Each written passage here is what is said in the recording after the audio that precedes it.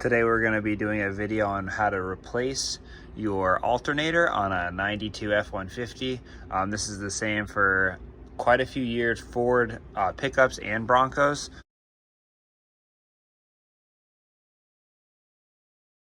The few tools you're going to need a 1/2 inch socket. You're going to need your 9/16 socket to undo your alternator bolts.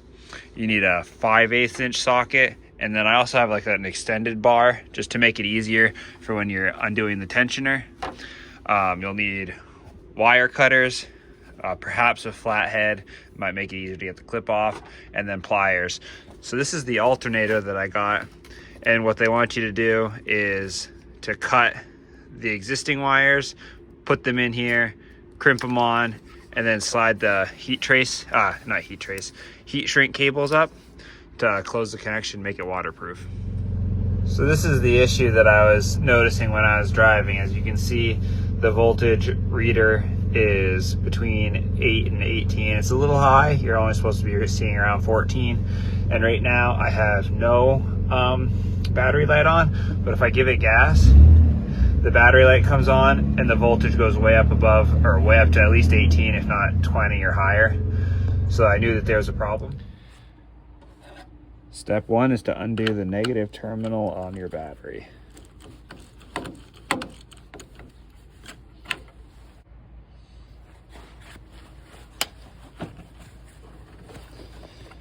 All right, now that your battery's disconnected, you can go ahead and put your 5/8 inch socket onto your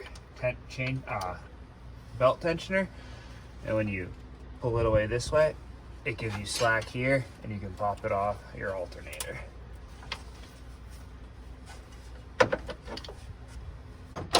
As I take your flathead down here, undo this connector here, and wiggle it off.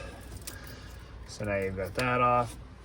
Now you just have the one more down there, which we'll have to end up snipping and reconnecting. Now you want to undo the 2 bolts holding on the alternator itself. And there's one here, which is pretty well stuck on there, so I'm going to use this cheater bar I have on here.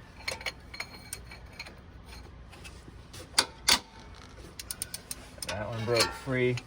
And then there's one more on the bottom right down there. I don't know if you can see it.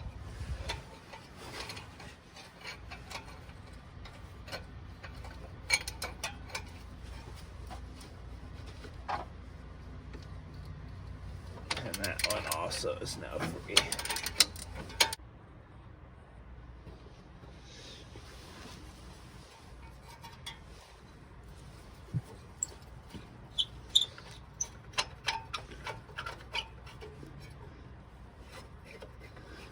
And you gotta work it around the fan blades. It's a fairly long bolt. Looks like that.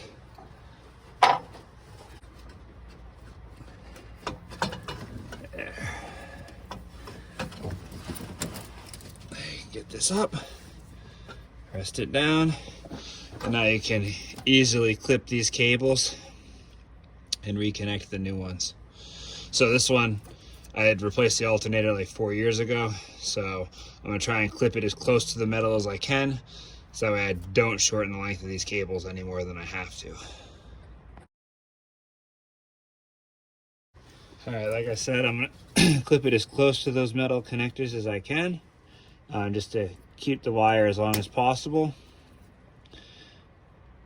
And if I have to replace this alternator again, I might have to clip on this side of the next set just so it is long enough. But so that's the old one out of there, and now to put the new one in. Now that you got the wires stripped back, you want to stick the connector on. Little one to little one, obviously. Squeeze it down.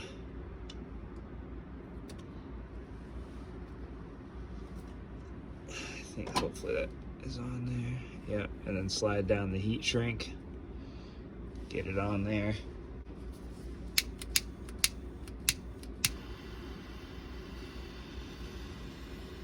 And shrink it on.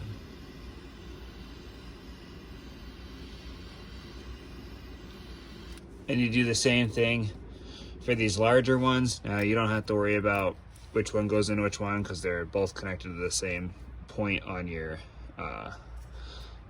relay on the side. So those are too long, so I'll clip them down. You don't want any bare metal sticking out the ends.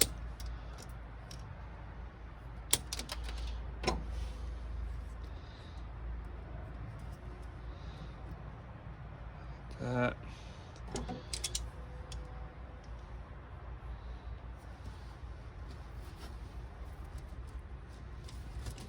Squeeze them on. Yep. And slide this down. And repeat the process for all three of them.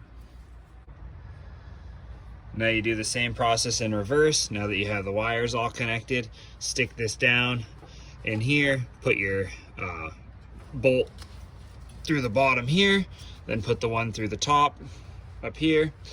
And then I would grab your tensioner, put your belt on, and then reconnect your battery and reconnect your actual electrical connector, and you should be all done.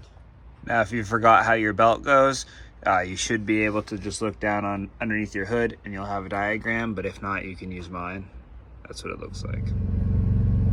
All right, now after the alternator is replaced, you can see that the arrow for the voltage meter in the dash is more in the middle, and if I give it gas, the battery light doesn't come on and the voltage reader on the dash stays in the same spot. So the voltage regulator is now working, and replacing the alternator was a success.